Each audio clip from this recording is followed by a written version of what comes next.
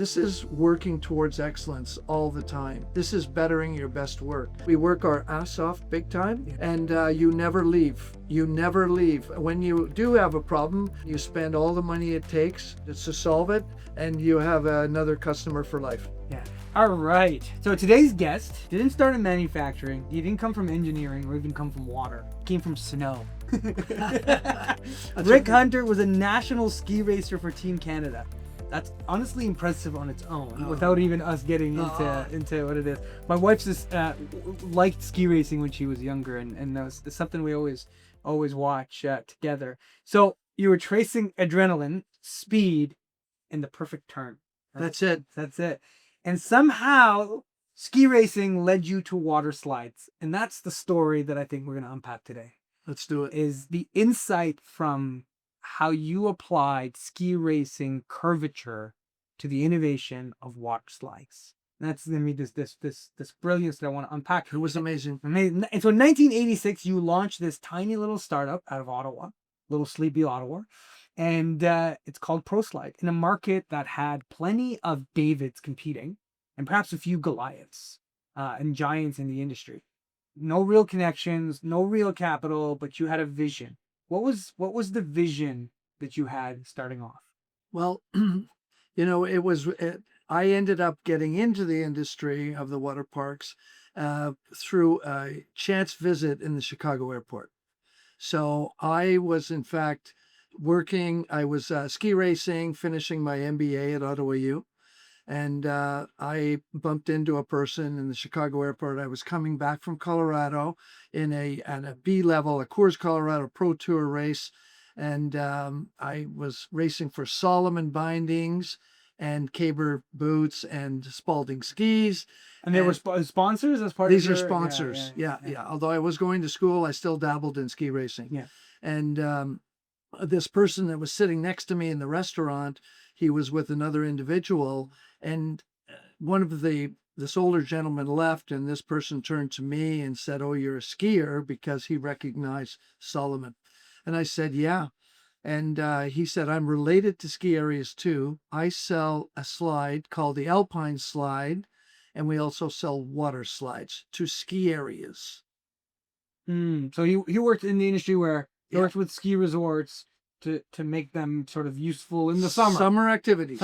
Summer activity. And one of them, the Alpine Slide, was a dry slide with a cart. They also had the really startups for water slides. And he said, "I'm the sales manager for the Alpine Slide Company out of Vermont. The guy that just left was my boss who owned it for North America. And we were talking together, needing to have a person to sell slides in Canada. You've just told me that you're from Canada, you're a ski racer with the national team, and you're the guy." You want a job? Yeah, this happened in about 20 minutes to 30 minutes. That's amazing. And I did honestly say thanks, but no thanks. Yeah. I'm going into the ski business because that's what I was going to do. That's what I know. That's what I'm good at. Yeah. And I had my sponsors. I was going to move to Westfield, Mass. And I was going to be in the ski business, selling slides and marketing skis. And he said, "Well, please send us a resume." So I did, And anyway, it so happened that I was working on the MBA. I had my own letterhead paper with a picture of me on the front of the letterhead. And he said, "We have to hire this guy." With the full, I've seen it.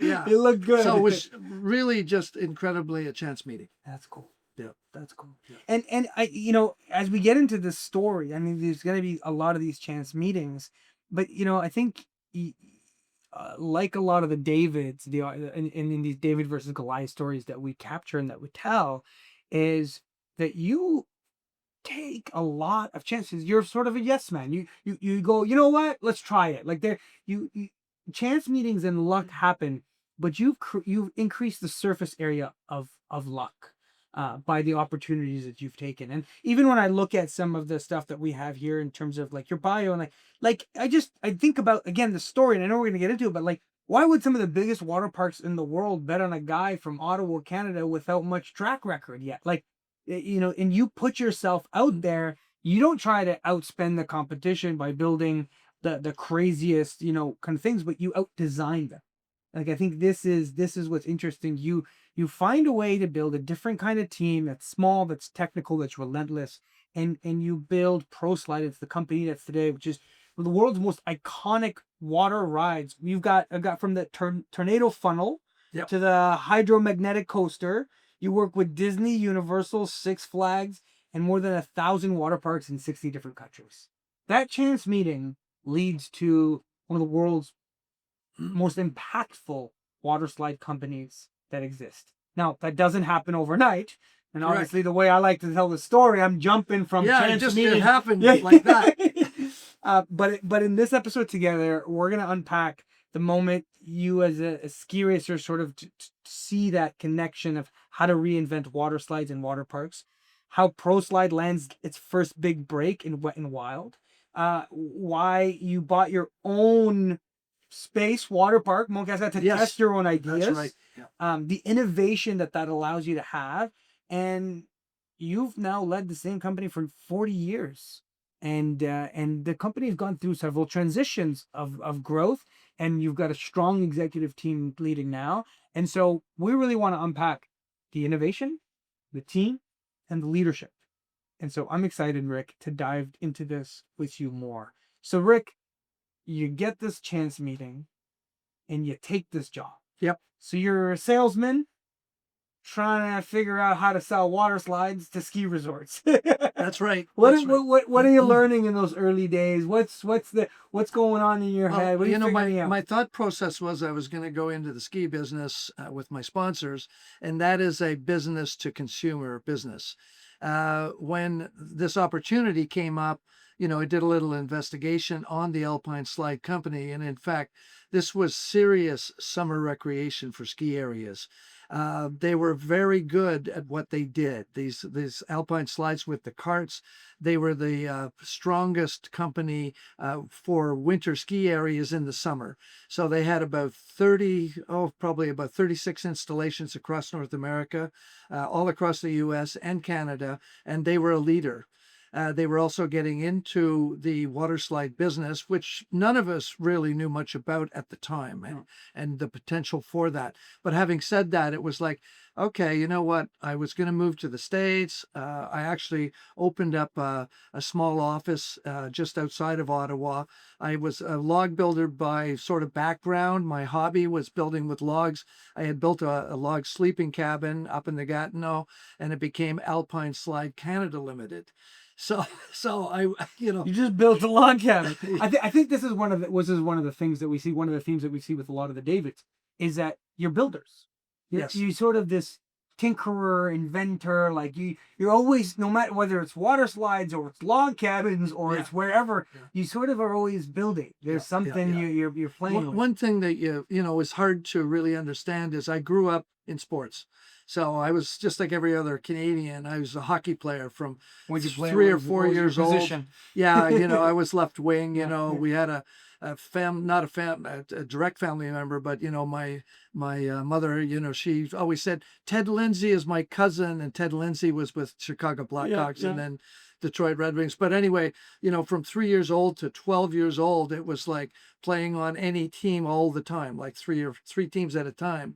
And then it was, but I was lucky enough to get into gymnastics, and I was a gymnast really from grade 5 all the way through high school, and we were very good at Nepean High School. So now I'm a gymnast. But I went in my first race. I bumped into a person that was skiing, and he was a ski coach, and he said, you should come out and try skiing because you're a great athlete in these other sports. And I said, okay. And I tried it. And I went in my first race when I was 14. But this is also the lucky club too. And I made the national team by the time I was 18. So it was this sort of if there's cross training, it was hockey, gymnastics, and then ski racing. And then ski racing became my life. And it was Team Canada, like that. Racing World Cup and racing all over the U.S. and over Europe and going to South America for summers. What are some of the like lessons that you learned from work ethic, from this training, from cross training, from applying skills from one sport to the other? It's huge. What are some of them that you carry to this day as an entrepreneur? Well, stay in shape. You know what? I mean, life is what you make it. Yeah. And being in shape and training, because, we used to train very hard for all those sports. But when I was with the Canadian ski team, I mean, the reason that you really got in great shape was so when you were practicing in a course, you could practice all day long, and instead of taking, 40 or 20 practice runs, you'd have 50 runs, and so you're always working on your technique. And the thing is that in those sports, like, this is all about, if you want to be the best, you got to put the hard work in, and you have to be in great shape. So it's the discipline of that. Yeah. And for sure, those habits and those lessons really, really, really help out in running a business and building a business. Yeah. So I got to give it to sports, To give it to sports. Well, that's you carry that through your entire big time, career. big time. And the insights Yeah. and I mean, I'm at 74 now. I feel 42. that's amazing. Yeah, That's so that's amazing. nuts. Yeah. It's I like, still wouldn't want to take you on a ski pinch race, but me, you beat pinch me. Or any racing. or yeah. wrestling. Yeah. I feel like wrestling. I have a thing on you a little bit, right? But you never know. You're a gymnast. There might be got some special moves from me there. So chance meeting. Yep.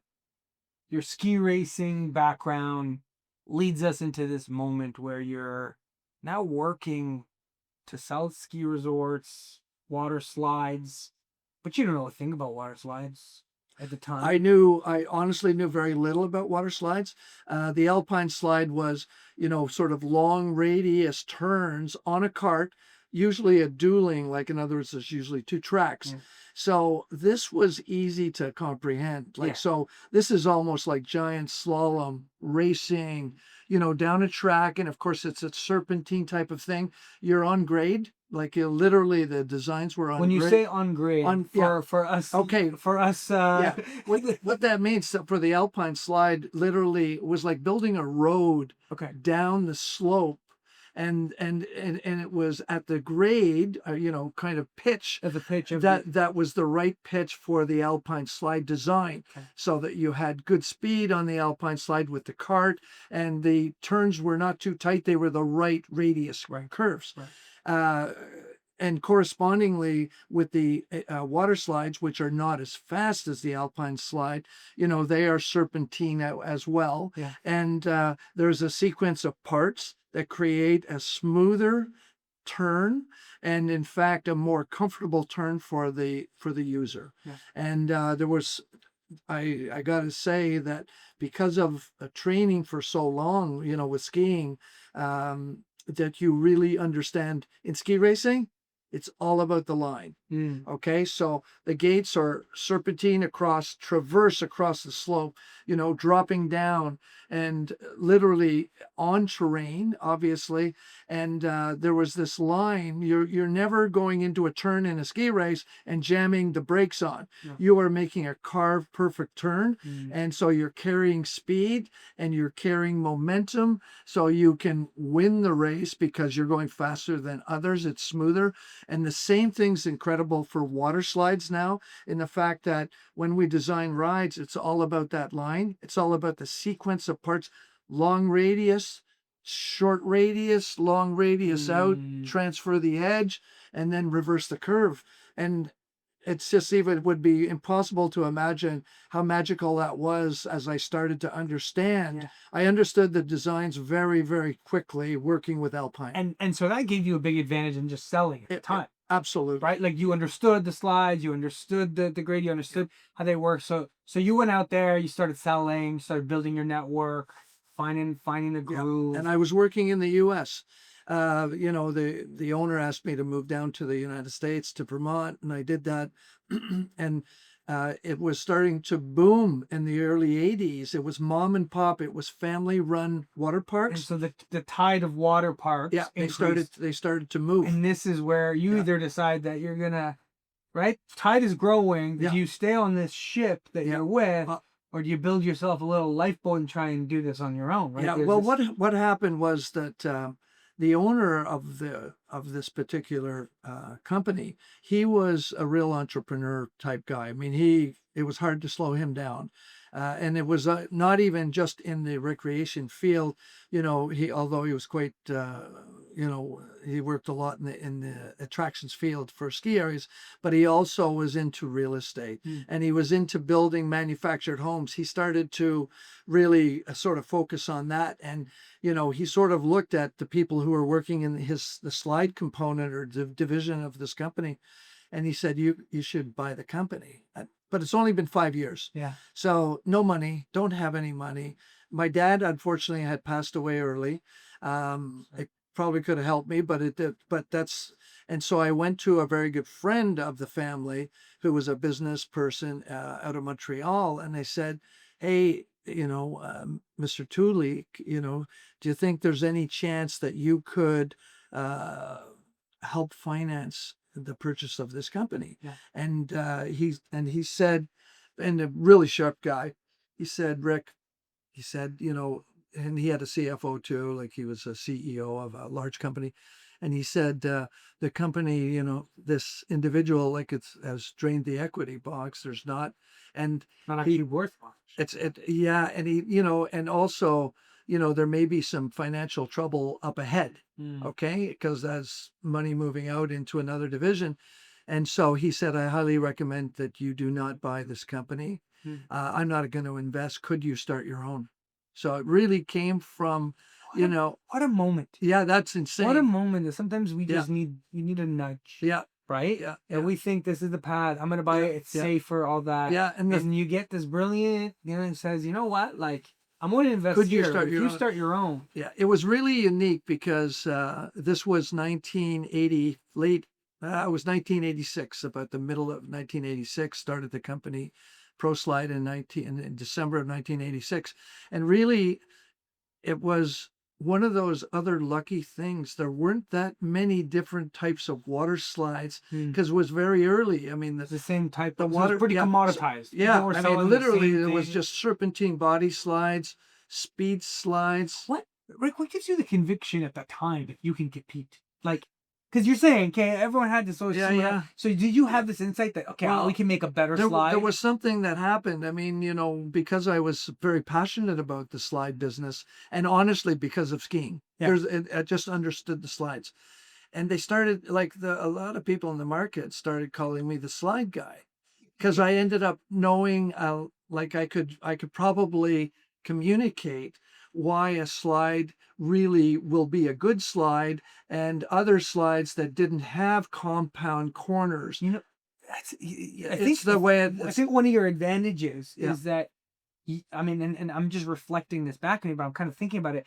is that you weren't such an engineering tut that your brain went like, this is how I would explain the slide from an engineer to engineer. You gave this analogy of ski racing, and the average person came to understand it. So I go, I love when Rick explains slides because I can get it. Absolutely. So you become the slide guy. But the way I explain slides and the smooth, ride path of a slide, I coached a lot too. You coach yourself when you're on World Cup. I mean, you're looking really closely at if anybody's, and there were the podium guys. Okay, I was technical skier, slalom GS, and I mean, you admired people that really were good at it. And that, by the way, the more focused you were on what are they doing, you became that. You could, I mean, it's like tennis, watching tennis, no, hold it, follow through, rack it back quick, get it so back you early. learn from watching. Oh, their 100%. So there's no doubt that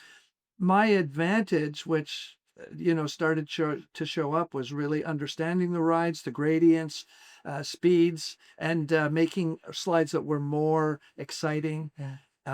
Period. And and so, you never. I hate the word overconfidence. You don't want to ever be overconfident. No. It's all gratitude, but man, did I understand slides and early. And so you get this nudge to go, why don't you start something? Yeah. And you see that the market's filled with like similar slides. Yeah. You've got this like, I understand slides. And there were 12 to 14 companies. There were a lot of there were a lot of little Davids. Lots of people competing because this. Oh yeah. Oh, This shoot 'em tide out. is Oh rising. yeah, price. People competing on price, and because there was so much supply, but they, I hate to say anybody wasn't. There was just differentiation There's in different terms, levels, different different skills, levels, different. different, yeah, and Now, so then talk to me about that. yeah, What's the team that you've got to assemble early on to be able to compete in this? Because okay, there's Rick and his yep, understanding and his yep, brilliance, yep. but okay, you're building a waterside company. You need a team. What's the Okay. early days of the Well, team? the early days was the key was that I brought in, a supplier like a fiberglass manufacturer, and it was happened to be Tanzer Yachts, and You brought them in as a partner, a key partner in your business. Yeah. yes, yes, yeah, brought him in as a minority Okay, shareholder. okay, that's Yeah, but that's key. yeah, that was That's a key. key insight That was because key. there's partners and suppliers that are like you work with them, but you said no, I need you to take a bet on this. You Oh yeah, and that and put skin in the this game. was And that, another probably lucky thing for ProSlide was there was a big problem in the yacht business, in the boat business in the mid 80s.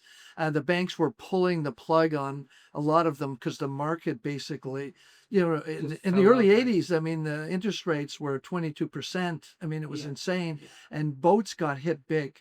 And so Oh, it's a Hans luxury item. Hans Yeah. Tanzer, who made great fiberglass boats. It was really, he had an international class Tanzer 22s, and he was just really good. Okay, so So okay, I fiberglass. know I know slides. This guy knows everything about fiberglass, and oh yeah, it was a match made. Yeah, yeah. And so whenever, okay, so we had to, right out of the chute, we had to catch up to the marketplace. But as I said, there weren't that many different types of rides. There were some serpentine body slides, narrow or 42-inch. And then there were some tubing rides that were 84-inch. Okay. So about double for the double tubes. And essentially there were some tunnel rides for tubes. And that was pretty much it. So there really weren't that many different types of rides, which today, I mean, Which is crazy we've blown it up. considering just how Yeah. many different Oh slides yeah. are on this Oh yeah. boardroom table, right? Like That was the whole beauty of the whole thing. Like it was getting in early while the industry was young, relatively young, and then having this knowledge of ride paths, what makes a great serpentine ride path, what makes a good speed slide. You don't want to get air, you want speed, but you don't want to get air. yeah. And these are just things that you would say in honestly, racing downhill, you do not want to get a whole bunch of air. You want to stay close to the snow Yeah. where it's faster and you're in the comfort zone. So Yeah. I can only tell you that once this momentum, it was playing catch up, and then some great things happened. The communication with the marketplace, people calling me saying, Rick, you should build, a great big wide ride for 6 people. So Somebody, so yeah. this is I mean I love this, Rick, because I know you just your mind loves the slides so much Oh yeah. that and what's clear to me as I interview you is like truly the secret sauce to having built ProSlide to its success is we simply built better slides than anyone else. Absolutely. Like I'm Yeah. here asking additional secrets. What'd 100%. you do here and what'd you do there? Like it truly, you went out and you're like, we're just gonna build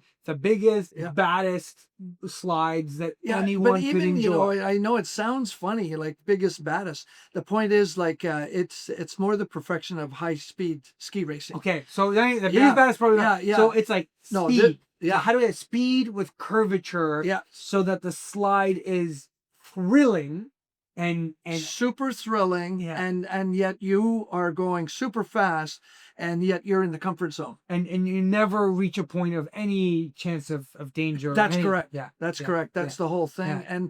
And that was really like something that was so inherently the right thing to do, because, there, again, there really isn't a lot of people around that really understand the slides. So everybody that ever comes into our booth, and if they're really questioning, saying, you must be an engineer, right? Well, the truth is that, hey, like, and we have a lot of engineers in this company, Of course. but the truth is that engineering is very important for structure, for supports. The ride path is a full-on creation. It's a Yeah. creation. It's a vision. It's depending on the type of vehicle that you Yeah. have. You decide on a cross-sectional profile. Do we want this to be an oscillating type of ride, or do we want predictable path? Mm-hmm. And a Mm-hmm. predictable path would be a narrower with a linear boat. Yeah. And this is just full-on I analysis. think I love that because this theme that we're unpacking for you is innovation. Yep. And what you've done here fundamentally, what we see with the most effective Davids versus Goliaths when it comes to innovation, is you've taken something that is well known here in this industry Yeah. and realized I can take the brilliance here and apply it. And that's what you did. You took the ski racing principles and applied it. But in addition to that, it's funny, like again, I think maybe there would have been a time where someone would have said, "Oh, are you an engineer? You're not an engineer. How are you building this?" But I think that's actually your secret sauce because you didn't get trapped in the expertise. Like experts are the demise to innovation often because we get trapped in best practices of this is how it's done, this is how it should be, versus the creativity, the creative act 100%. of going Yeah, beyond. yeah, And so I think as you put it, you've got this like product engineering, you've got this product creative application that goes, what if we bent it this way? What if we curved like this, right? It allows you to push beyond the kind of basics yeah. of And it's so amazing because in ski racing, starting as well in the startup situation for where you start, from a hockey player or whatever, and you're going around the gates, you don't have the technique when you start no. to create speed. But once you start creating speed and you start carving and you take a shorter line and you're going faster, that's when you have to get creative. And that's when you have to you position yourself slightly differently. You think differently. You look ahead. It's a different style. It's a different management Yeah. skill.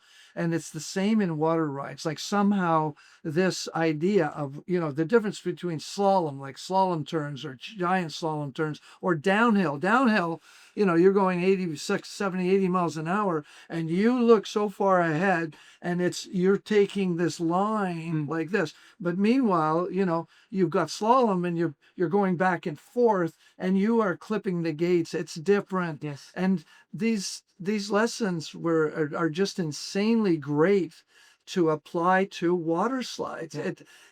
You'd have to see it to believe it. Yeah. And, Well, we're gonna go on some rides. That's Yeah, our yeah.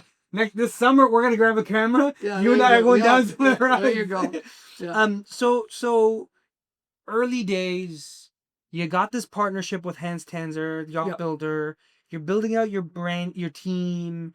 You've got a little bit of funding to kind of just get some things moving.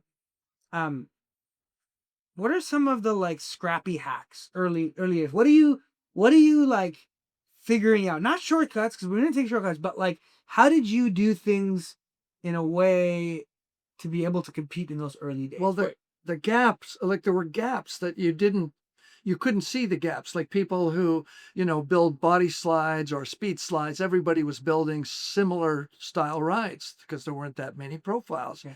and the tubing. So you had to, like, when for example, when we went from I got the phone call and somebody was building a gunite, a concrete ride that was 12 feet wide, and said, Rick, you need to go out to Colorado. They're building a gunite ride out there. And gunite Gunite is like concrete, concrete. sprayed concrete. Okay. They're actually building it as opposed to building it in fiberglass. The slide itself is Yeah. sprayed concrete? Yeah. That feels like it's gonna hurt. Yeah. But But I'm in a tube. yeah. But you're riding in a 6-passenger raft. Yeah. Okay. So the point is, so I went out right away. Like not even, no. And you're literally the slide guy. They're calling you, so come check this out. It was a guy who ran. It was Whitewater Marietta. Was Hershon Family, one of the biggest suppliers or one of the biggest water park developers in the United States, and he was chairman of the World Water Park Association. So there's where he said, "You're the slide guy." And so I went out there, and as soon as I saw this gunite ride, it wasn't really a well-designed ride, but they took that step out, and they had The 6-passenger raft was not a raft. It was a kid's inner, like a inflatable pool that you would put, that you would put on your back deck, because there were no rafts. Yeah, This is 1989. Right. So, anyway, jump in, and because these weren't real slide builders by trade or by selling, it was vertical walls and flat bottoms. So it was like pinball. Yeah, exactly. But there was one money shot that you dropped, and they built a 8 to 9 foot wall, and it was actually a nice and smooth wall. It was the right wall, and then it was back to pinball. So, but I went back home immediately, and I started designing the 14-foot wide Mammoth River. Right.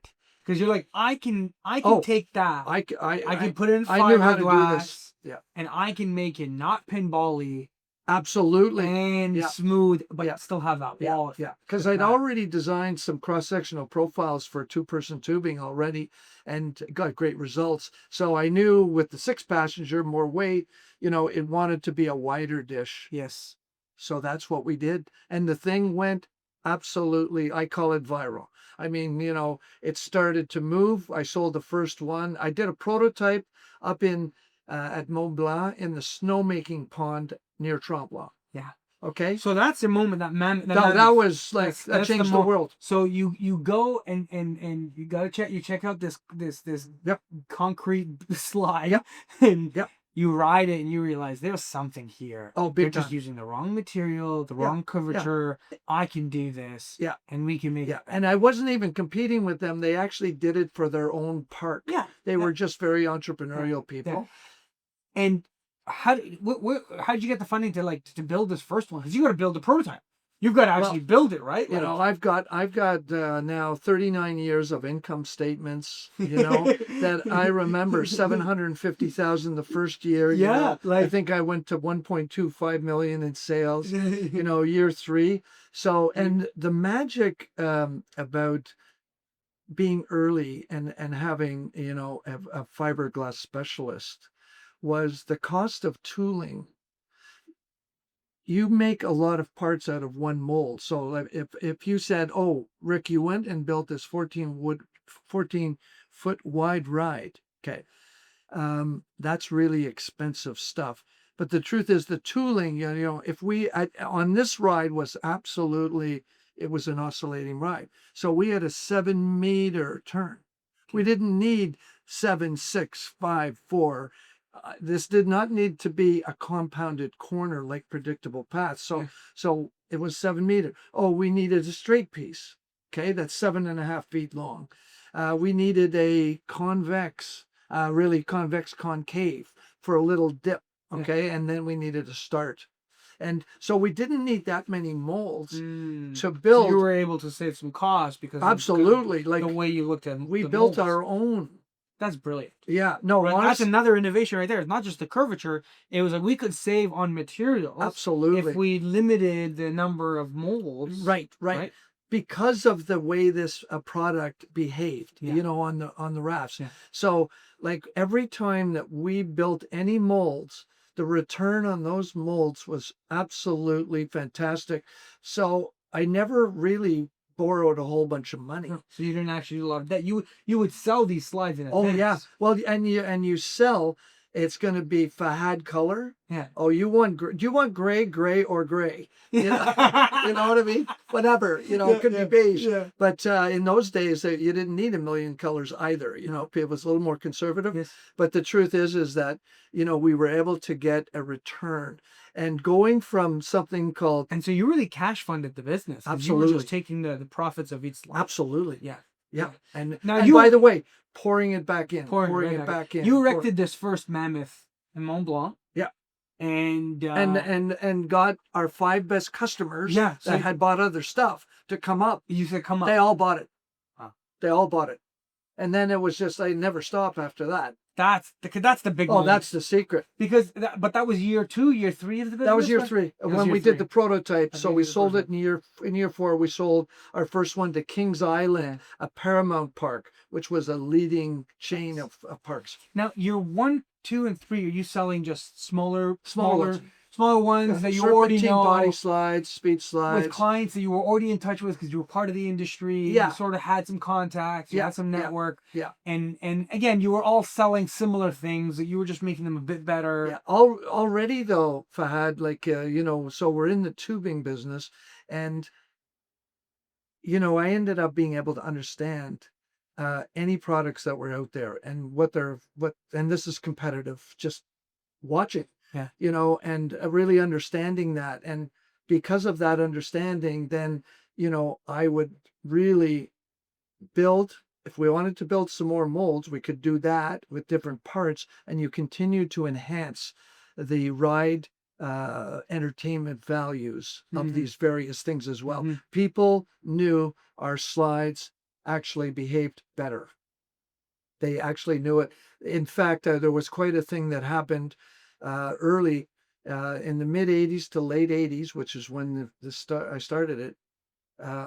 There was a big problem with the insurance industry. So if you go back historically and look Mm. across the U.S., and it wasn't just our Insuring industry. water parks. The water parks, yes, there were actually more accidents or incident rates back because there were. Remember it was a bunch of Davids Yeah. that Everyone weren't. was It sort of wasn't perfect. building. There Wasn't was perfect. the best practices weren't fully Right. It there. The wasn't perfect. standards. Yeah. And so the insurance companies actually stopped offering insurance. And so and this was really such a great thing for ProSlide, in that a bunch of the stronger water parks in the U.S., and they were becoming stronger, and they were doing some numbers in the Midwest, and they created a captive for insurance, a captive insurance company. Oh Okay, they yeah. created their own. They're the only Okay, insurance company. and the guy that operated the insurance company said, if you don't buy ProSlide, it's going to be tough to insure you. Huh. It's going to be tough. Because of the just It the was the safety. standard It was the and the safety. standard of safety that It you was guys the had. safety. Yeah. Yeah. Wow. That did make a difference, and it wasn't. I know there were probably other captives too, but For sure, for but what that's you would huge. call what You you basically got, yeah, you know, I got the you leaders got in the the leaders that U.S. said buy from safety. ProSlide. Yeah, Now that's post the Mammoth yeah, slide. that Yes. was just before and going through the Mammoth, and the Mammoth all of a sudden, the Mammoth just secured ProSlide to, like, people adopted So I the love that Mammoth. because we're talking about this theme of innovation of how you really look at making the slides better and faster and more exciting. But there's this underlying element of you made the slides safer. Oh, absolutely. Right? We keep talking about better and cooler, but you No, fundamentally no, made them no. safer, and by Oh, making them safer, you became first choice. 100%. Yeah, hundred yeah, percent. yeah. I think you like again. There's Yeah, yeah. this duality. Like we keep talking about better and faster, more thrilling, but you had this backstop. That's what the market says sometimes, but the truth is, I know the underlying, Yeah, yeah. the Because you made them underlying. safer. Yeah, Safer. 100%. Everyone trusted you. Yeah, that's exactly correct. Yeah. Yeah. And then because you have that trust for safety, when you come out with we're gonna make a bigger curve, they trust that that's safe. Here I am. That looks crazy. But we know Rick also has a high standard for safety. A hundred So if he's percent. pushing the envelope on the slide, we know it's been tested. Sort of how you do anything is how you do everything, right? And Well, the when you're margin for mistakes here, really, oh, people's lives. that's that is people who get into manufacturing slides, who believe that it's bigger, faster, all this stuff, and they don't understand slides. That's a big problem. Yeah. It is. And because you can really screw it up. Yeah. And so that's this thing about, I feel, so blessed to have my sports background and skiing and all that stuff, because we know how to go fast in skiing. You also know if you're out of control, and you never want to really be out of control. It's just, sorry, that's not where you want to end up, because you will end up not on the hill anymore. Yeah. Yeah. You'll be in the woods, or you'll be, but this is the same thing, like the responsibility that you end up, again, to this is working towards excellence all the time.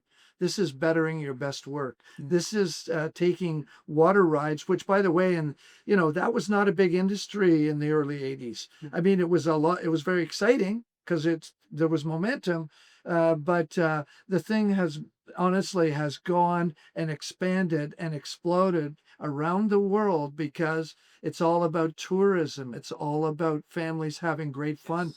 This is an insane The journey. industry's It's big. a Yeah. it's a fantastic opportunity. Now, okay, lots of success early on. You do some things really well, but there's a tough stretch for sure. There is in every entrepreneurial life. So, what about those first 3 4 years? What was some of the most difficult moments? Some early mistakes, some challenges, some. What happens? I don't know. Tell me about and maybe there isn't too many. I don't. We don't have There to aren't make too them up. many. But like, what Okay. were the tough Well, stretches? I mean, there was once we did the mammoth, okay, like, and I've got all the graphics out in the hall, but it was the Mammoth 14. So the next year it came out with the world's first U-shaped speed slide instead of flat bottomed. So that was a win, total win. Okay. The next year, the Mammoth 14 that was such a success, I bought Mo Cascade in So that's what I 1990. was gonna get. So Yeah. you decided to go on to buy Mont Cascade as your testing ground. Yes, Which is exactly. like, Yeah, we don't here in Ottawa, we know Mont Cascade is a nice little water park with a little right. ski hill. Like Yeah, it was yeah. just this like nice little place. But you This was go, here's an opportunity because there's a whole bunch of land. Here's an opportunity to test. yes, a test cost effectively because we can do our prototype rides close to Mm-hmm. grade. Mm-hmm. You've got topo, so you have elevation, Yeah. and now you can do your supports on your prototypes close to grade, low expense. Then it's just a fiberglass game, right? Yes. Yes. And so I came back and did the Mammoth 10 feet wide instead of 14. That's only 2 years later. Mm. Okay. And I did it at Cascade Bay. Why? Because the Mammoth 14 that we did at Mont Blanc was so successful. The thing went viral that I came back right away and I said, I need to do a prototype place. I can't just keep borrowing somebody else's. Yeah. And Mont Cascade at the time was, just one of those, fledgling ski areas, Yeah. and I got the right price. Yes. It was Yeah. 35 years ago. That's amazing. So then I did. And so the Mammoth 10 is smaller than the Yeah. Mammoth 14. Yeah. Here's But what. but why? Yeah. What's Why? the- Here's why. Here's why. Okay. So when you have a 6-passenger raft, and you don't know this because this is the world's first. Okay. You don't know that you don't always put 6 people in the raft. Okay. Right. What's the average? The average ended up to be 3.5 people. Okay, so you might get 6 the odd time. You'd have 2, you'd have 3. Yeah. People didn't necessarily want to ride with each other. Yes. If I That's don't just know the way these it goes. strangers, I want to do my group. We're Right, 3. and that's fine. Yeah. So the average was 3.5. Okay, so I'm thinking about competition, and I'm thinking I don't want somebody else to get smart. Okay, because it's average 3.5. So Yes. the raft size in the Mammoth 14 was a 96-inch raft, 8 feet in diameter, Yeah. 6 people. Okay, I built the Mammoth 10, which was 70% of the fiberglass, 10 feet wide instead of 14, 10 over 14s, 70%, 70% of the water. Okay. 70, like all, and so the fiberglass was less cost for my clients, the mechanical was less cost. So all of a sudden, because, the Mammoth 14, not every water park could afford it. No. And is there any chance that we want ProSlide to offer products that everybody has access to? Because the Mammoth River is crazy. Yeah. So 78-inch raft, like 2 adults, 2 kids. Okay, magic number. Thing went viral over time. That's Totally. Okay. I mean, so what? I mean, So it's brilliant. You tell me all this. This is and strategic planning. This is strategic because Big time. one of the key things that we see is the Goliaths are often unwilling to cannibalize their own business. Yeah. But you go, if I don't build a smaller, more efficient, cost-effective, Correct. someone's gonna steal this. Yeah. So I will beat out my own competition. I'll be my own competition. 100%. Yeah. Yeah. 100%. It's been like that forever. Yes. Yeah. Yeah. So the next year, and on fire. Okay, busy, growing Yes. the business. And how is the team and the culture at that time? Because again, you're a product guy. You're building these. You're thinking this. How is the team keeping up with the demand of the virality? Well, I mean, we were staff at one at a time. One at a time. And Hans's son, one of the sons, because they both worked at the Tanzer yacht business before ProSlide. And so Hansy, the older son, he was kind of a production guy, so he worked with his dad. So now we built a factory in Rigo. Okay. And we started off actually, it was not quite yet, but they both knew fiberglass, and Hansy was the shipping guy. Mm. Okay. Mhm. Hans Senior, he's the guy. And then we had some people that could build fiberglass, and they would build to his spec and our spec. So it was the right stuff. But so then you just advance. Okay. Now we're doing the mammoths. Yeah. And so the next product was because of the Mammoth 14, because of the U-shaped speed slide, because we were the best at turning. We had already done a contract with Disney Typhoon Lagoon, their Wow. first really big water park Yeah. in 1989, third year. And that was when we only had body slides. But Disney confirmed beyond a shadow of a doubt, Pro Slide, Hunter, they turn the best, and they have the best body slides. Mm. And they went all over the country. That's what Disney Imagineers do. Yeah. Okay. So they knew we turned the best. So now we did Typhoon. Now, nobody ever thought of it. They never believed it that Disney would do another water park. And within 4 years, 3 years, they started planning Blizzard Beach, which became the #1 water park in the world. Oh wow. Okay. So now they And had you to had have, their trust. yeah, they had to have the Mammoth 14. course. They already knew we turned the best. Yeah. We had the best tubing rides, and the Mammoth was beyond belief. And so then I was out in California, okay, at Disney Imagineering, Glendale. And they're telling me, it's all confidential. You can walk in the door like, you're sworn to secrecy, Mm. DNA, the whole bit. And, and they're talking about this is going to be a ski theme mountain, ski theme, Blizzard Beach. Okay. And we want to build some rides that are like bobsled. We want to build some sleigh rides You're head like first. perfect. This Yeah, is this is what I know. Yeah, yeah. And I Yeah. said, I honestly, I was trying to, hide my Excitement. enthusiasm. Yeah. But I did say, hey, I raced World Cup, and, I know what you're looking for. Yeah. And one of the things they said, we have to have your Mammoth. So they knew. That's it. And we needed the tubing rides. We needed the speed slide. Oh, the speed slides, you got the U-shaped speed slide. That was the latest Yeah. innovation. And Yeah. the flat bottom that used to be in the industry, you could really only go from about 60 feet. And they wanted to go from 120.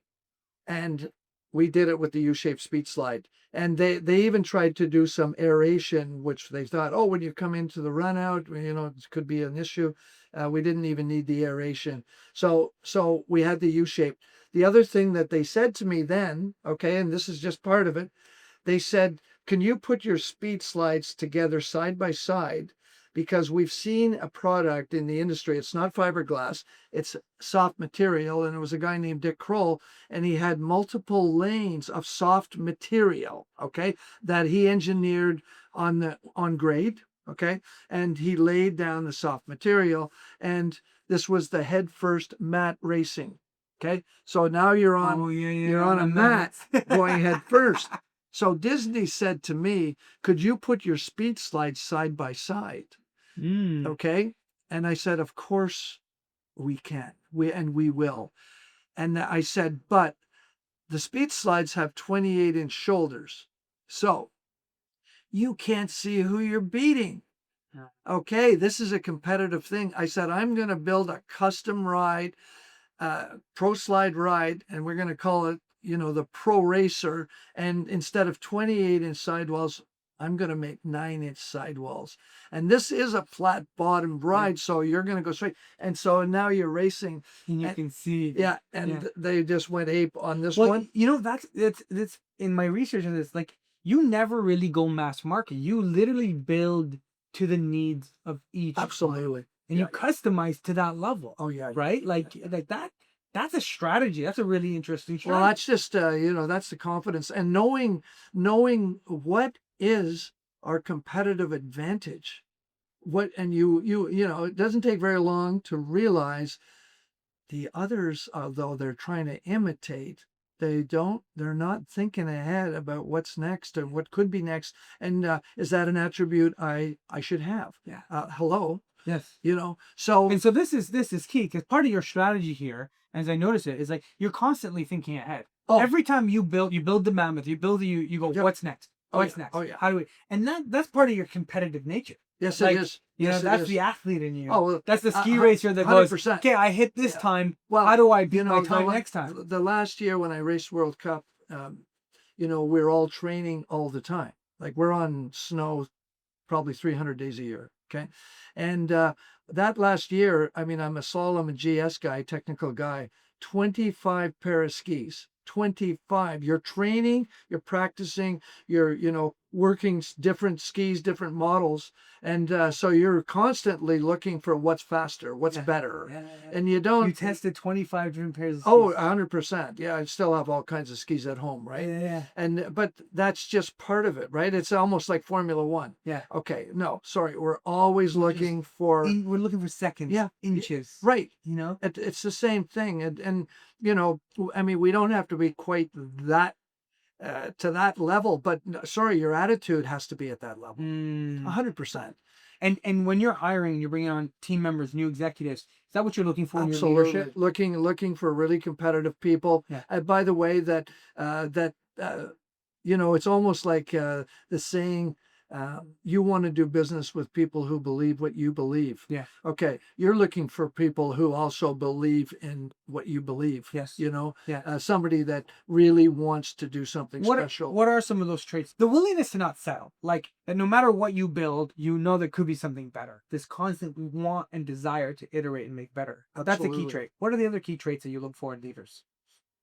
You know what? Or that make these Davids Well, successful? Like if I were to personify the David as you, the founder, what makes founders successful? um, I think, like, you know what, if you think back and you can only through your own life experience, you know, what were like, how did you grow up? What did you do? You know, I remember probably when I was about 3 or 4 years old, you know, it was like stick Ricky, you know, in the sandbox, and he's going to be building with Tonka toys, and he's got, you know, he's got roads going on, Yeah, already. you know, so Yeah. there's, you know, it's things like that. You got to be curious. The competitive nature came out quick. You know, it was one of those things. So, and really look for people who are excited, like people who want to do things, they want to achieve things. Yeah. You know, and they apply themselves accordingly. You know, it's I mean it you don't, it can't be a crapshoot. You know, it's just, I mean, we've made all the, you know, all those mistakes and Yeah. picked up people that, you know, had a great education or this and that, but you're really looking for character. Yeah. You're looking for people who, you know, communicate well. Yes. You're looking for people who are inspired. Yeah. You know, I mean, That's interesting. now inspired, this is a big deal. There's an internal. Yep. There's an internal. There are people. I say like, the analogy we've used is you take a steel beam. Yep. And on its a steel beam on its own is Yep. is there. I mean, You magnetize it, and that steel beam now pulls in. yes, And so is the person magnetized? Are absolutely. they inspired? Yes. It's the same material, It is. but we've magnetized it. Yeah. And I think there's that piece. Is that person magnetized? Do they pull in ideas? Do they pull in people? Are they Yeah. inspired to create, to build? No, that's 100%. Yeah. It's, you know, again, you know, I say we're in the inspiration business. Yeah. Of course we build water slides, but we're in the inspiration business. If you really want to get going, you know, I mean, hopefully you are an inspired person. Yeah. You know, Yeah. share the love. Yeah. You know, if this is not, this is, you know, what our business and the way I look at our business is like, for sure, we're fired up on products. Like, by the way, that is, you know, that is our currency. Yeah. New Okay. product. Usually Yeah. people get excited about Yeah. the new build. Yeah, and you better be excited about that. Yeah. Like, you know, otherwise you're, you know, you're in the widget business. Yeah. You know, like you're selling something. Do you that take are- the teams out to see the slides? Well, Like, is that a big we part? try to get them out Talk- there. You talk. know, yeah. I mean, for me to take all these guys out, Yeah. I mean, the best thing I can do for them is get over to the trade show. Yeah. You know, and meet all the clients. And by the way, when we're in Orlando, go to Universal, go to, you know, Yeah. go to Blizzard Beach, go to Typhoon. Go see. Yeah, the rest. and so we do get people out a lot. You know, 100%. Or we've been going through your journey. You sell the mammoth, you get this big deal with Disney, It never stops. and it just compounds. Yeah. And because you are you're hitting home run after home run. You're building high This quality. is You're getting high standards. this is home runs. Yes. Oh yeah. And now the momentum's building. And you go, I mean, going to the US is already international, but you truly go international. Yeah. Like Yeah. you're Yeah. self in Well, America. you know You what start was to really great though? mm, I'll just yeah.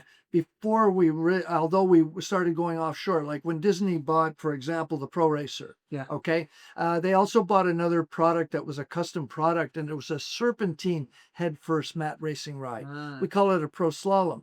So it was Shanghai Dino Beach. Okay, there was a water park in Shanghai. yeah. They wanted those rides. So we So started. perfect. We Yeah, already built them they want here. Disney. You're Disney. We want Disney. So we started doing some offshore things. Mm. But what really happened also though, because the mammoth. And you kept the rights to all of those slides. When you sell the Oh slides, yeah. the patents, all that stuff is Well, yours. yeah. You don't necessarily have patents on everything, but other people who don't know what we know, Yeah. they can't even do that right. No, I mean, no. they don't have the components to Yes. do that. It seems like people would say, oh well, no, I can copy that ride, and people they try to imitate, and all you have to do is try and ride them. They're not the same. No. They're not the No. same. No. But while all of the strong rides came out, and I never stopped, right? There was one thing I called it Mammoth 14, Mammoth 10. Okay. So within another 2 years after the Mammoth 10, it was the ProTube 108. What's a ProTube 108? A Mammoth 10 is 10 feet. A ProTube 108 is 108 inches. It's a full circular tunnel ride that's 9 feet in diameter. World's first ever. Where did we put it? Mont Cascade. Mm. Okay. And now the thing went viral. Like I could show you multiple pages, okay, of all these rides we did, because now we're doing Mammoth 10 with the 78-inch raft.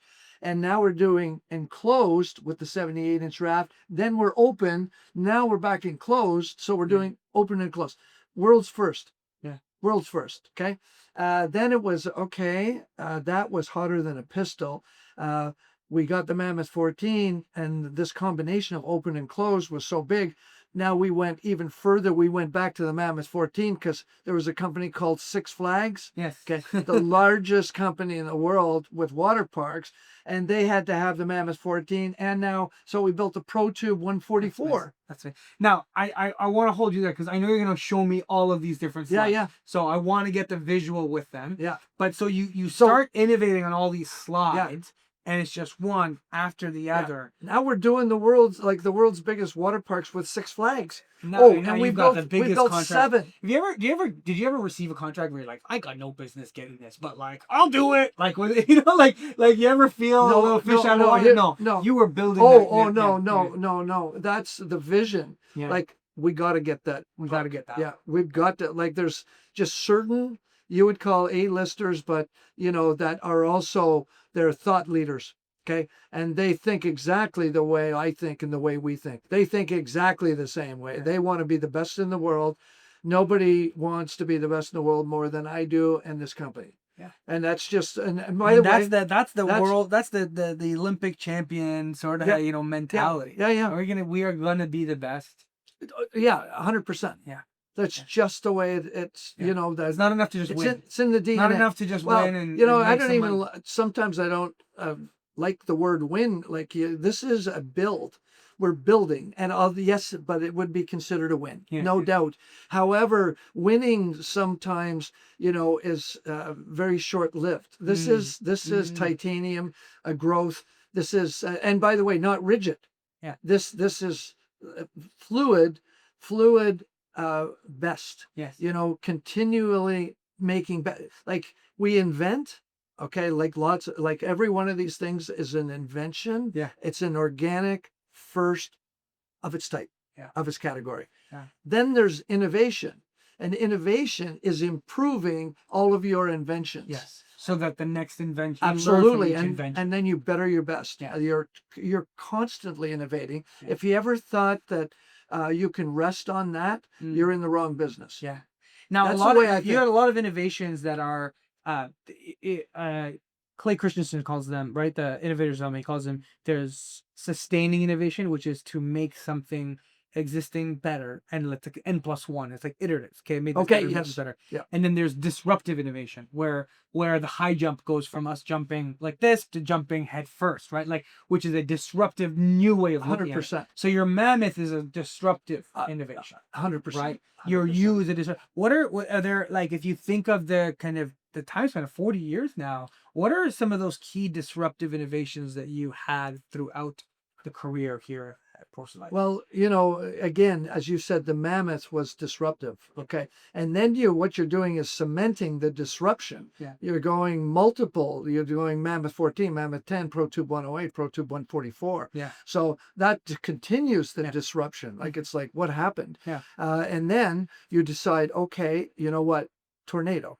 Yeah. Okay. Or even before that was the bowls. Yeah. Okay. So we have a 28-foot. I remember doing the bowl. You have a bowl in Mont Cascade? Yeah. I feel I've definitely Yeah, ridden yeah, in the that's bowl. the one where you drop yeah, down, Yeah, you did the bowl. the Pro Bowl. Yeah. So yeah. when we built the Pro Bowl as a body bowl, okay, we don't claim the organic invention of that. That No. came from the UK. Okay. But we built a good one, a better one is Yeah. what we believe. So we built that. Yeah, But you as had a soon- sustaining innovation on that one. yeah, but as soon as we did that, okay, and I said to myself, and I remember being on the plane wherever I was flying to, whatever you can slide on, you can ride on. Mm. So world's first two-person tubing bowl, Cannonball 40. Okay. The other one was a 28-foot body bowl, world's first two-person tubing ride. Nobody had ever done it. No. Okay. And the thing went viral. Totally.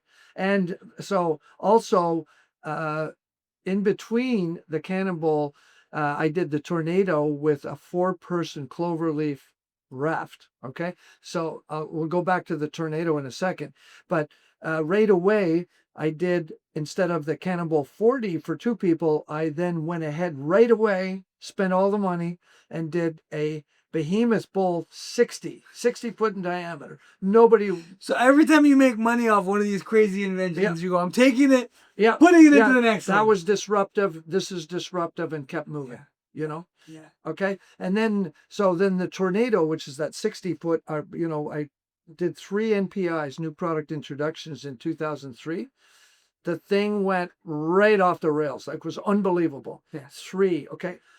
You feel like a little person riding in a 60-foot diameter reducing radius funnel. Yes. No. And so that changed the whole world too. Yeah. And by the way, that 60-foot one. the Huge. 60-foot. That's the one with the dinosaur next to it? Yes, Yeah. exactly. Yeah. And the point is, to catch this one, so we rode a 4-person called a cloverleaf raft on that. Okay. And what did we ride in all the entries to these incredible features? Pro Tube 108. Nobody's got a Pro Tube 108 like ProSlide has a Pro Tube 1. People try to imitate. They don't know how to turn. No. And so now we're backing up these huge features with the world's best journey rides to connect the features. Mm. And it's just like, you don't stop. You don't stop there. So then the Tornado went totally viral. 3 the first year. The second year, Six Flags bought 1 that first year too. The second year, 5. The third year, 13. And then we averaged about 10 for up to this day. Yeah. Like, and that thing became the #1 selling water ride in the world, the Tornado. But remember, we did the Tornado 60. Then we came back with the Tornado 45, 70%, the 70% rule, and then we came back with the Tornado 24. We could use the big rafts, and we were doing Tornado Alley. That's cool. I need pictures of this stuff. Yeah. We're No, 'cause we're gonna put all these yeah, pictures but up so this that is people like, can visualize it. 'cause This I think is that's the, high speed, but balanced and like incredible focus, strategic product So development. like 40 years of innovation. Yeah. How do you define success now? What is winning? What is it? Well, for today. Well, where is it? You for know you? what? I started off sort of, as you did. I went to Carleton too. Yeah. And I finished a BA there after ski racing, and then I went to Ottawa U. But the whole thing is, kind of the globe. Okay, like I really was interested in, international trade, international business. I love to be a ski racer, South America, Europe, and by the way, love building bridges around the world. Mm. Love that. So the job's not done. Oh, you're building water parks across the world. All over the world. What's favorite? Do you get a favorite? You got No, that people ask that. No, you know what? The baby, the first. All of them. All of them. They're your baby. All of them. And Yeah, then you've been all over the world. Like where you've built water parks. Yeah. In every continent. Almost every continent. Except for Antarctica. Exactly. I think we know. Yeah. But the other most incredible thing is relationships, building bridges with people around the world, because there's so many people that are incredible people to be with, different cultures. Yeah. And by the way, people go, oh, Jesus, it must be tough to do business in China. No, they think the same way. I know that they have a different structure, blah, blah, blah. But, But even they want safe slides that are fun. and by the way, they want Jack Nicklaus golf courses when in the day, and they want pro slide water rides. Yeah, we're human. Yeah. I think that's Yeah. the beauty of the water park. But we do think alike. Yes. We're not all like the political crises that goes if on in the world. If you take the politics out of it, the majority of us are very No, it's similar. it's a fabulous opportunity, right? Yeah. So my goal for the company is, that it's I'm not selling. We're not selling the company. It's a family business. It's going to go on for how many? Tell us again, like maybe for the listeners, or others, where are you at? How many staff? What's the revenue now? Whatever you're comfortable sharing. Like where are we at? Well, you start off the first year, 39. We're going to be 39 years old in December. We will be 40 next year. Yeah. So 750,000 the first year, maybe 1.25. I think we might have, got over 2 mil. But by year 4, I think we were up to 4 million. Yeah. Year 4, year 5, especially with the Disney's coming on and other people. Yeah. And then through the 90s, Six Flags started to roll out multiple water parks. SeaWorld got involved big time. And so I think by the end of the 90s, we were in the 25 to 30 million range. Yeah. And then with the tornadoes just blowing up, right? I mean, in the 2000s and we were getting into water coasters as well. Oh yeah. So then we got into the 60 million range. Yeah. Yeah. And then I think we right around, I don't know, I'd say the mid, maybe 2015, we got into 100 million. Yeah. And we're much more than that now. Yeah. And it's and again, it's not, this is key. It was never about the money first, and it's still not about the money first. You build amazing products for people. And it's about our people, and it's about who we are, and we feel very, very blessed, very lucky. But we work our ass off big time. Yeah. And you never leave. You never leave. When you do have a problem, the odd time, thank God, very, very seldom, you never leave, and you spend all the money it takes and it's to solve it, and you have another customer for life. Yeah.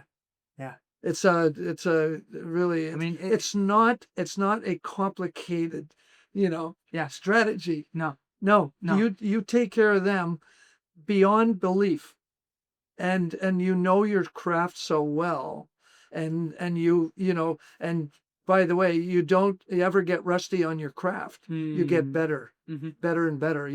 Our product roadmap is about 5 years out. And this is all key. The stuff that you want to. All this, Now that's honestly, you answered the next question I had for you. But you've gone from a David to truly the one of the Goliaths of the industry. You are now. You were dominant. You are top of your game. You've built a phenomenal. You are trusted. Yeah. You do right to the customer. Yeah. How do you stay and survive as a Goliath and not get disrupted by future days? I say this all the time. Because and I say it to my staff too. I said, you know what? Like in ski racing, and I'm going to say a word. Take the video when you're skiing great. No, take it when you're skiing like shit. Yeah, yeah. But also take it when you're skiing great. So you really know, and you're continually reviewing. Yeah. What's going great Is there what? And you're, by the way, you can always improve, always. So we're working on that constantly. You know, So as that's you one of the strategies, like to not be disrupted by another David. uh, It's continual oh, improvement. yeah, no, yeah, we Yeah. compete with ourselves. Yes. You know, and And there so could that's be interesting. Competing with ourselves, because when you 100%. are the Goliath, it could be Yeah, easy to go, ah, yeah, yeah. And Goliath is, you know, Goliath sort of like it describes you. We're not really a Goliath, but nobody knows slides better than we do. I feel like it's more like a sport. Okay. You know, I Yeah. really do. Like, Yeah. you know, it's a Roger Federer, you Yeah. know, or it's a Connor McDavid, or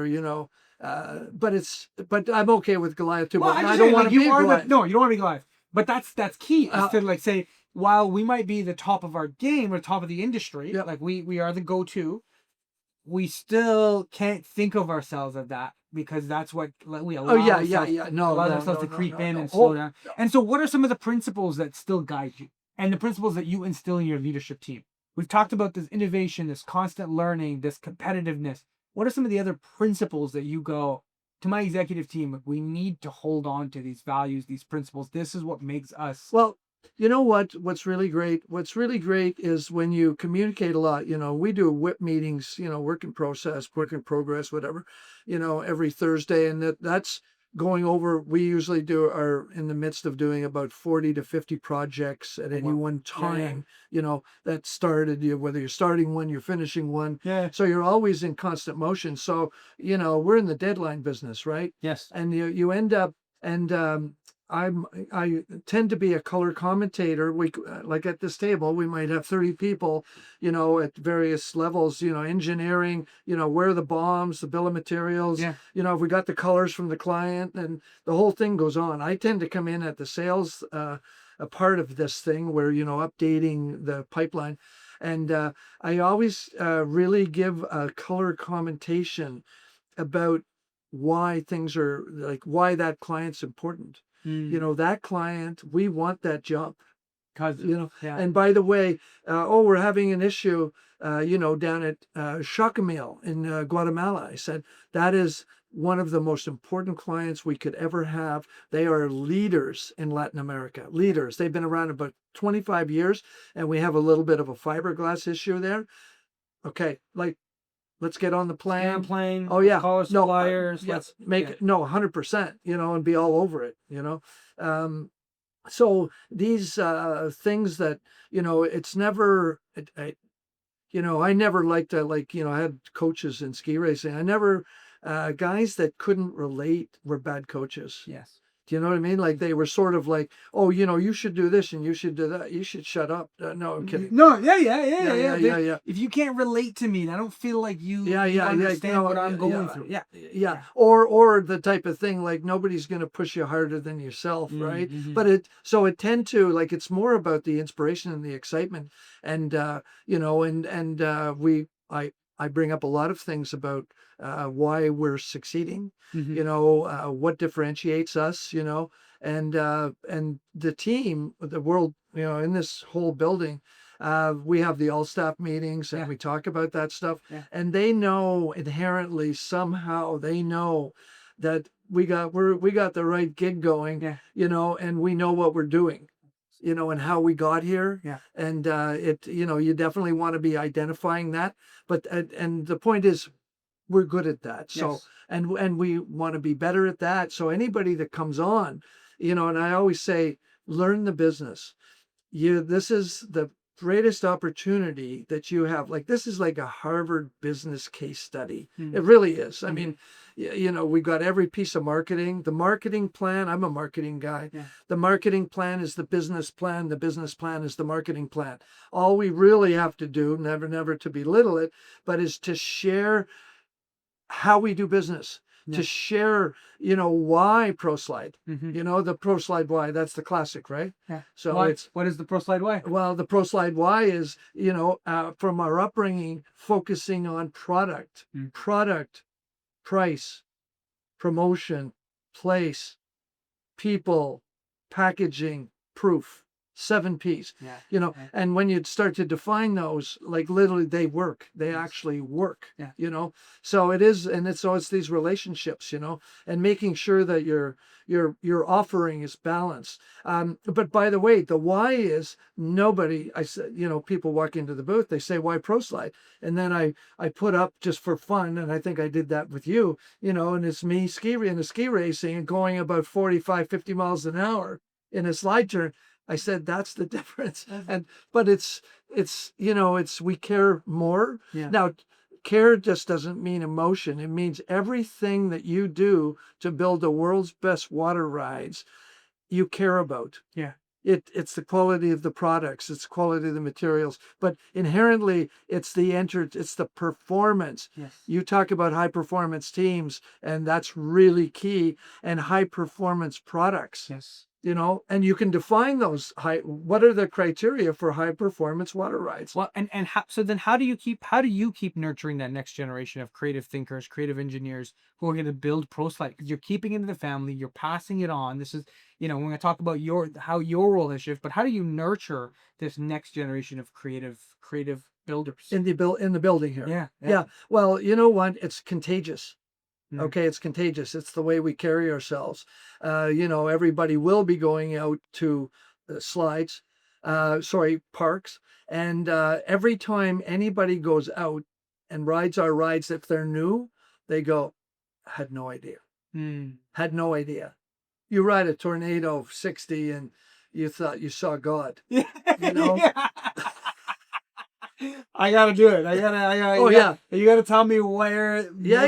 slides are. Of course. I gotta do that. No, like you know? these rides are beyond belief. And they, you know, in my own way, the way I describe it is you could never have more fun than having the opportunity to be a ski racer, you know, and lucky enough to be a world-class ski racer. There's nothing more fun. And so you're giving that experience. That's I put that, and I dream and I work very hard at creating experience that people would never expect. Yeah. Well, how has your role evolved from like the inventor, the innovator, to then maybe the team leader, to the executive, to now the mentor who's got executives, right? There's mentoring's coaching, right? Yeah. And so I think, you know, again, it's lucky the life experiences that you have, the joy of being of being lucky enough to do the things I've done, having great coaches, great communication. But how have you evolved? What's your evolution? Like you went from the inventor who got to sit there and you move on. You still invent. Do you still find yourself designing slides? This morning. Yeah. Oh yeah, no, You're close to the product. I'm top end of the product development. Yes, you're doing sales. Yeah, but well, I'm still... Justin, you know, who is leading up our product development area. I mean, you know, he's with me, and we're talking about the new product. So you never lose touch of that product. Never. No. So let's switch over, and guys, we'll grab the cameras. Let's switch over. I want you to. This is your. I want you to walk me through some of your slides. I want you to walk you through some of the pictures. We're gonna do a little tour around the building. Yeah. I think this will be awesome. Okay. Okay. So these are your babies. Yes. And one of the secret sauce that I'm getting from you is that to this day you are still involved with product development. Big time. With these slides. Big time. And I think that's like, again, when I interview a lot of these Davids versus Goliaths, one of the key things is that I see that founder-led businesses have a love for product that can't be replaced. That's right. When you bring in an executive with an MBA, all that stuff, they're running the numbers, they're running the operation, they're going to run the business. Yeah. But there's not that love and obsession over the curvature of a slide. Absolutely. Right? Correct. And I think that sense is what makes some of this successful. So walk us through, what do we got here? Okay. So you know, this would be a serious pillar ride in the world water park industry, and this particular ride is the largest, tallest water coaster in the world. Okay, and it's called... This is the tallest. The tallest. It's 123 feet from the tower down to the pool. Wow. Okay, and it's actually on the side of a hill, and it's at Everland Caribbean Bay in Korea. Yeah. Right. Yeah. In Seoul, and the company that purchased this is Samsung. So yeah, they own a massive theme park and water park. I didn't know that. Oh yeah. Yeah. Oh yeah. Well, no, it's terrific. So, but let me. I'll just preface this ride. This ride became because the Samsung people wanted to go, and they went to Abu Dhabi, okay, in the UAE, and they rode Dawama, okay? This is Megastorm. They rode Dawama this is from 2015, and in 2012, we opened Dawama in Abu Dhabi for, Yas Water World, okay?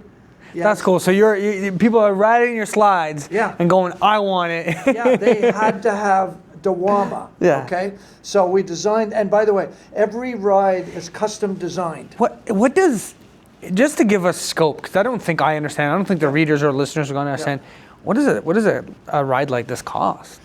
This one would be probably in the neighborhood all in, because because you guys help with. We would provide the fiberglass and the steel. Okay, and then they would do the foundations, because we give them the specifications for. Okay, so they do the foundations, and then your project engineers kind of help put it together. And then we would have technical advisors to help them install it. Okay. Okay. Okay. They would be able to build their own tower if they wanted to. Yes. Yeah. In that case. Okay. Yeah. So all in, they're investing. Yeah, probably about in this one, probably about 14 million. Yeah. Yeah. Yeah. Okay. Now, remember our previous conversation where we talked about the profiles. Yes. Okay, the parts. What does it take to build this ride? Well, this thing happens to be if you remember, the Pro Tube 144 inches. So we built that, for the 6-passenger raft. Yes. So this is a 6-passenger raft. Yeah. There's actually a moving station conveyor. You walk up to the tower, and you walk in, and the rafts come up the conveyor, and now you walk onto the conveyor, sit in the raft, and now you're going. Okay. So you got your first. Yeah, your first turn. Yeah, and now what happens here, this is like a Mammoth 14, okay? Remember the Mammoth 14? Now this happens to be a hybrid of the 14 because it's flat-bottomed, it's a coaster. So you drop off, now you're in the tunnel, come out of the tunnel, it's dark, obviously, you drop in, now you're starting to go probably from 12, 14 feet per second, now you're going 30 feet per second, okay? So you're sped up. Now, this is one of our technology rides that it makes this the most sophisticated ride in the world. On the way up, okay, this is not water propulsion. This is linear induction motors. So what that is magnets, okay? It's like a high-speed roller coaster. Now, the way we do it is that we have limbs that are sequenced up that incline, and we have a reaction plate, a metal reaction plate in the bottom of the raft. So and that thing, yes. So you're zooming up. You're not zooming up. Like you go up, as fast as you go down, and you get moving very fast, you go up just as fast as you go down. That's really cool. No, this is serious. Yeah. This is really high tech. Yeah. You know? And we just opened one in Chimelong in Guangzhou in May this year as well. Another giant ride like this. Okay. So this is not your little water slide company. No. You're now into high tech. This is the. Yeah. This is the biggest. this is huge. So only the big dogs would be able to afford this. Okay. Back into the Pro Tube 144. Drop again. So big incline speed. 180, drop again, big incline. Okay, back into the Pro Tube, 144, 12 feet. And then you drop, okay, now your gravity down there, you drop into the Tornado 60. Yeah, you are literally dropping from about 45 feet. And, wow. And this is a Tornado 60 feet in diameter. So as soon as you go above the equator line, which is at the 30-foot mark, you think you're going over. Yeah. But you don't, because that's the magic of Tornado. Yeah. You actually go into the reducing radius area. Because we reduce the radius, you actually stay on the wall. That's cool. Yeah. This ride, they could not believe it. So this is in the water park. They opened the park that first year, probably about 6 years ago, 8 years ago, whatever it was, and they had 3-hour lineups. Big capacity, and they said this is the #1 water ride in the world. Yeah. Wow. So that's Seoul, Korea. That's Seoul, Korea. What do we got here? Okay, and this happens to be a little bit smaller ride, but the point is that this is a complex at the very, very popular Volcano Bay in Orlando, Florida, Yes. for Universal. Yeah. So this was, for example, this is just a Great Mammoth River with 5 passenger rafts along the lines.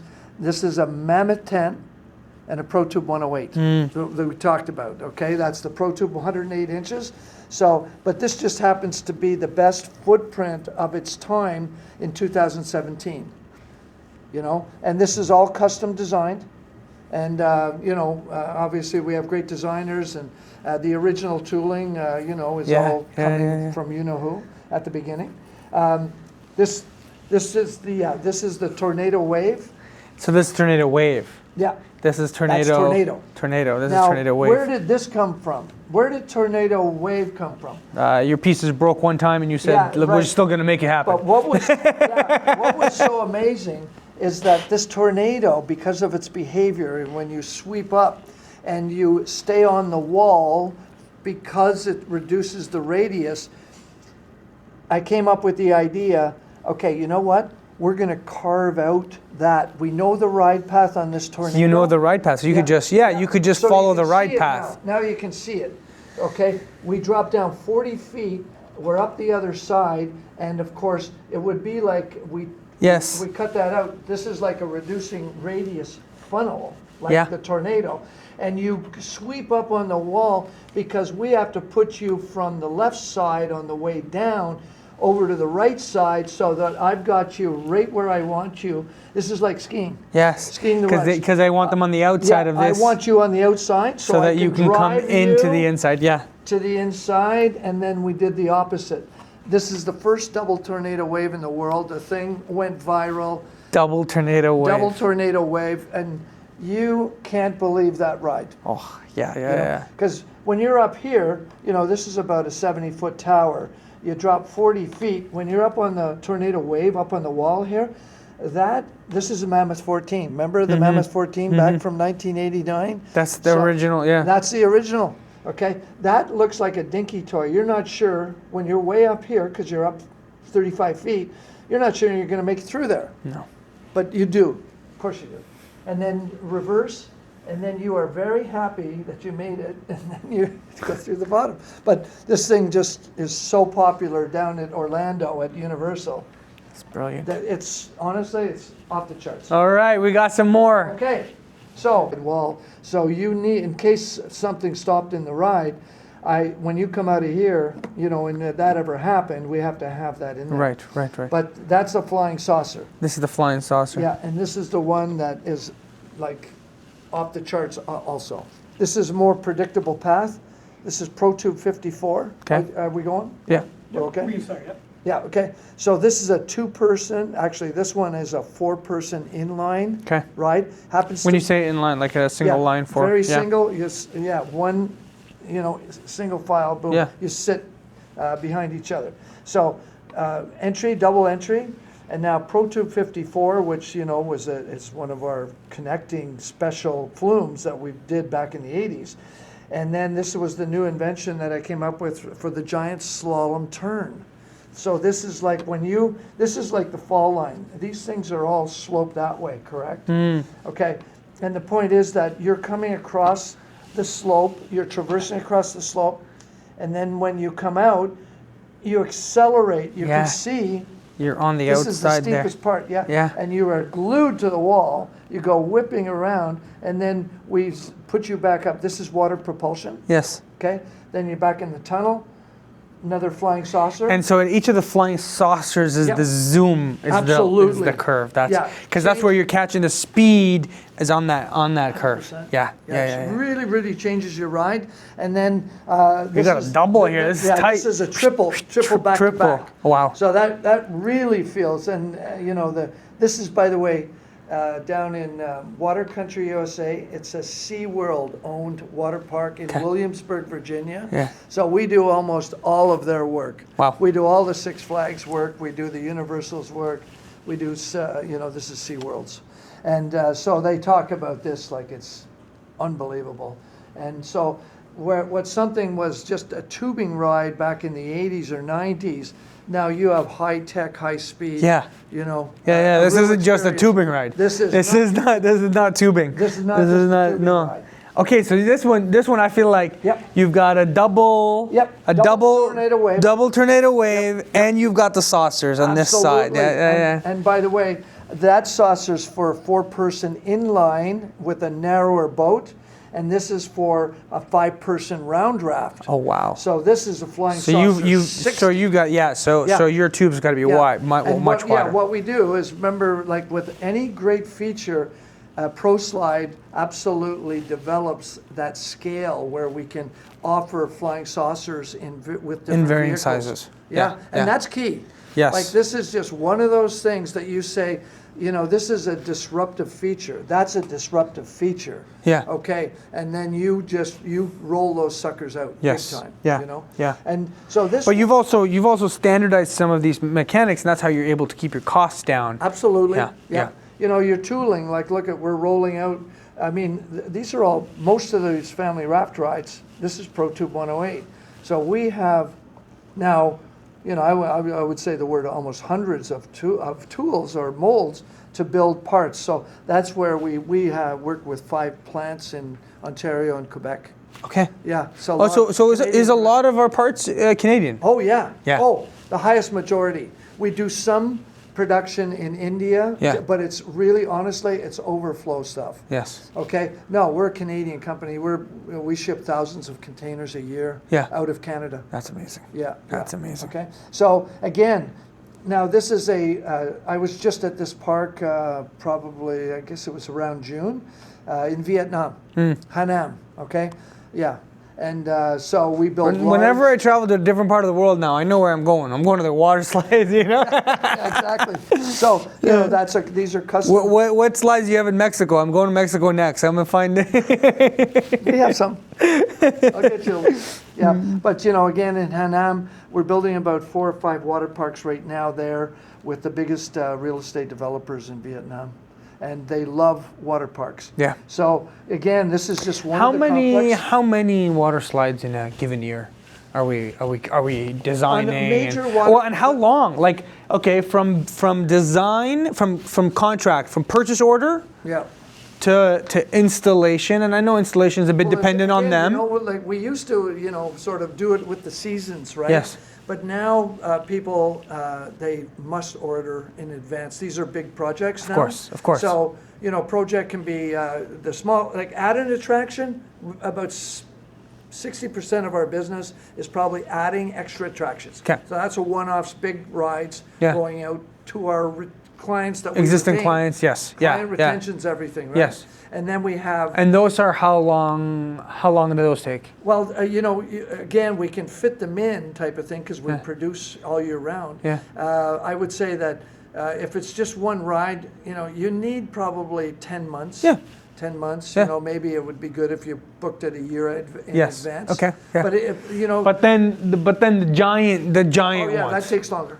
2 years? Are we looking at? Yeah, maybe 18 months. Yeah, 18 months. 18 months, Yeah, something like yeah, that. yeah. But again, you know, it's amazing because all of our plants have, of course, they've got multiple gel coat sprayers, Yes. different colors, Yeah. you know, and they roll every day, like those molds. And these are Canadian plants. These are Canadian That's plants. amazing. Yeah, That's yeah, amazing. That's amazing. What do you think being Canadian owned and run has impacted like the way you did business? Like Well, you know what? I mean, again, you could be from anywhere, you know, if you were really good at what you do. yeah. To be Canadian is a blessing too, though. Like we're well received all over the world, no doubt about it. Well respected, well received. 100%. Yeah. And when they know you, they certainly feel comfortable with us. Yeah. 100%. Yeah. There's a lot of trust. Oh. And I think that's Yeah. you know, it's something that Well, that's our job, right? It's our job. Yeah, yeah, These are yeah. trusts. Like, let me put your family on a tube and shoot them down with water. Yeah. Trust me, you know. Yeah. But this Yeah. comes. Yeah. Yeah. And you never joke about anything that way. No. We're super friendly, and we build relationships. Yes. That's what we do. Yes. Yeah, And yeah. all of these parks that we work with really genuinely love us Yeah. because we work so hard for them, and you do it right. Yes. Never take anything for granted. No. So you've built this company. We've talked about innovation. We've talked about building a team, about the scale that you've gotten to, and over the years, you've received a number of awards, and to recognize the work of ProSlide, and to recognize the impact that it's had on just this entire industry. So you were telling me a little bit about them. Tell me a little bit about this Impact Award, and tell me about what it means to you as the inventor. That built this. You know what? It's a dream come true. It really is. And I would just start by saying here are 22 years, probably somewhere around there, 22 years of awards. And out of 22 years, ProSlide has won first place Best New Water Ride out of 22 years. And, wow! 4 times. You've won 4 times, or we've won, this is first place. ProSlide has won rides. 17. Yeah, 17 in the past 21 years. 21 years, and this is IAPA, International Association for Amusement Parks and Attractions, theme parks and water parks. Yeah. And what I was mentioning here are 4. This 1, 2, 3, 4.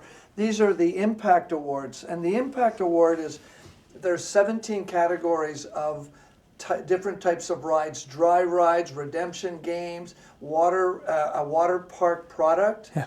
And so they have this Impact Award that says out of the 17 first place winners of the different categories, we're going to choose one of those products that we believe will in fact supersede and be the most impactful over the next 5 years.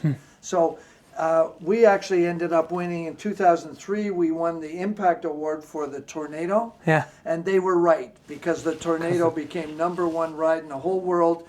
And it outsold dry rides, it outsold all rides. Wow. Okay, probably for 10 years or more. And in 2004, the next year, we won for that Behemoth Bowl 60. Yes. Tornado, Behemoth. Out of all dry rides. Back-to-back years. Back-to-backs. Yeah. And then 2012, when we did the hydromagnetic limb coaster, that thing went viral. And sure enough, we won a 4th one. Now, the 3rd one. And the 4th one we actually won when we started to do dueling rocket blast side by side with the flying saucers. The and racing. I have the socks to prove it. These are the flying saucer socks that we designed and developed back in 2017. That was maybe 2019. Yeah. But you know what? It's all a joy. Would have never imagined that water parks, in some ways, were overtaking the theme parks. Yeah. It's the fastest growing faction in the theme park industry, is our water parks. That's really cool.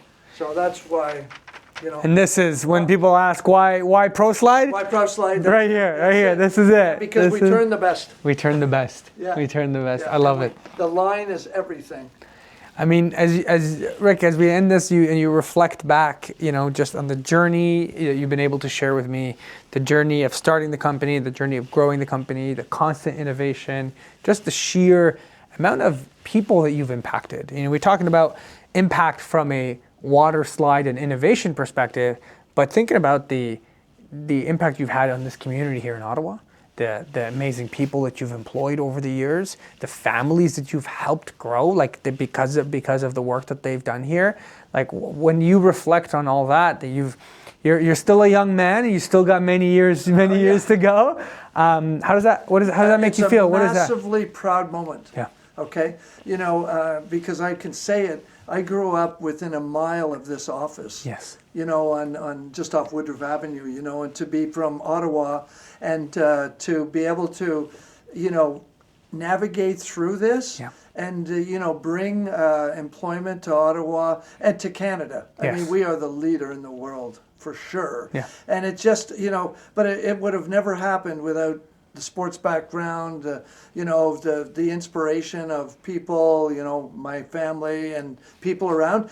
But you know what? If you can do it, go for it. Yeah. Fill the space. Fill the Share the joy, share the love. So it's dream come true, Fahd. I love that. Thank you. Thank Thank you, you. Rick, for taking our time and telling us the story My and pleasure. allowing us to capture it and just showing us your My space pleasure, here. man. This is really amazing. Yeah, Thank thanks you. Give me a hug. Give me a hug. I'm a hugger. Hey. Give me a hug. Thank you. Thank you. That's awesome. Thank you. Thank you, guys. Thank you.